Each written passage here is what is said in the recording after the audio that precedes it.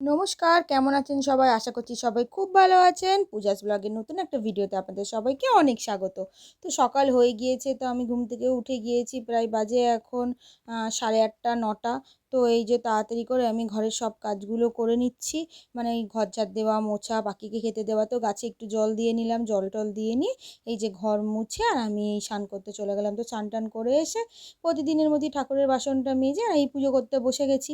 তো আজকে আমার খুবই তাড়া রয়েছে, কারণ আজকে হচ্ছে আমাকে মাল ডেলিভারি দিতে যেতে হবে। আর আপনারা তো জানেন যে যেদিনকে আমার বেরোতে হয় সেদিনকে আমার খুবই কাজের প্রেশার থাকে, তো আমি রান্না খাওয়া কিছুরই সময় পাই না। তো এই যে আর কী করবো, ওই জন্য তাড়াতাড়ি করে ম্যাগি করে নিলাম। এই যে ম্যাগি ট্যাগি খেয়ে আর কালকে যে রাতে যেগুলো করেছিলাম সেই কাপড়গুলো ইন্টারলক করে নিলাম। তো ইন্টারলক দেওয়ার পরে এখানে এই যে একটা মাল রেডি করছি, এই মালটা নিয়ে যেতে হবে। তো মালটা রেডি করে আর এইদিকে শুধু আজকে এসেছি ভাত করতে, কারণ কালকে ভোলা মাছের তরকারি এক পিস ছিল বলেছিলাম, তো ওইটা দিয়ে আজকে খেয়ে নিয়েছি। খেয়ে দিয়ে নিয়ে এই যে রেনকোটগুলো গুছিয়ে রেখে আমি এই যে শাড়িগুলো কেটে নিলাম। কেটে আর এই যে শাড়িগুলো সব পিকো করে নিচ্ছি, কারণ এই শাড়িগুলো আজকে আমাকে নিয়ে যেতে হবে, সেজন্য কাস্টমারের কাছে। মানে এইটা ফলস লাগাতে হতো না, শুধু পিকো করতে হতো। সেই জন্যই পিকো রেখেছিলাম, যেদিনকে যাব সেদিনকে করে নেবো। তো ওইটাই এই করে নিয়ে আর আমি যাওয়ার জন্য এই যে রেডি হয়ে গেলাম। তো এখন বাজে হচ্ছে 3টে 5 আর আমি এই যে এখন বেরিয়ে যাচ্ছি। বাইরে বৃষ্টি পড়ছে, এই জন্য রেনকোটটা ওপরে নিয়েছি, নিচে গিয়ে পরবো।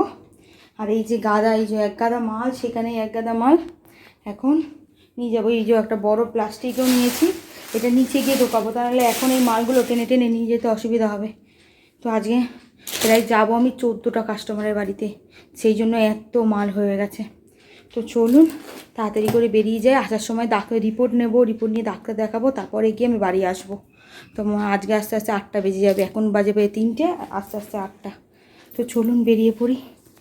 তো এই যে এখন ভিজে ভিজে এলাম এই কেষ্টপুরে। এখানে বৃষ্টি পড়ছে না, কেষ্টপুরে এইদিকে বৃষ্টি কমে গিয়েছে। এলাম, দাদা এখনও দোকানই খোলেনি, কেমন মাথাটা যায়। ফোন করে বললাম যাচ্ছি, তাতেই দোকানটা খোলো এখনও। এখান থেকে মাল নিয়ে দুটো কাস্টমারের কাছে যাব, তারপরে যাব রিপোর্ট নিতে। ও, এই যে আমি রিপোর্ট নিয়ে আর এই সাপোজিতে ডাক্তার দেখাতে চলে এসেছি। তো এই যে ডাক্তারখানার ভিতরে এখন বসে আছি, কারণ ভিতরে একজন রয়েছে। তো উনি বেরোলে তারপরে আমি যাব। তো এই যে তারপরে আমি বসে বসে ডাক্তার দেখিয়ে আর এই যে বাড়ির পথে রওনা দিয়ে দিলাম। তো এই যে আসার সময় দেখছি আমার গাড়ির ইন্ডিকেটারটা জ্বলছে না। এবার এই ইন্ডিকেটার না জ্বলে আমি ডান দিক যাচ্ছি বাঁ দিক যাচ্ছি, সেটা আমি আর কী করে পেছনের লোককে বোঝাবো। এই জন্য তাড়াতাড়ি আবার ওই বলি রাত হয়েছে হোক, কোনো ব্যাপার নয়। আমি আগে গাড়ির দোকানে গেলাম, একটা গ্যারেজ করা ছিল। লোকটা খাচ্ছিল বেচারা, খেতে খেতে আমার গাড়িটা দেখে দিল। তো ওই যে গাড়িটা দেখে দিচ্ছে, তারপর ইন্ডিকেটার লাইটটা ঠিকঠাক করে তারপরে আমি আবার বাড়ির দিকে এলাম। তো আসার পথে এই যে আমাদের এখানে একটা ছোটো রেস্টুরেন্ট আছে, তো ওখান থেকে বিরিয়ানি নিলাম, বিরিয়ানি নিয়ে আমি বাড়ি চলে এলাম।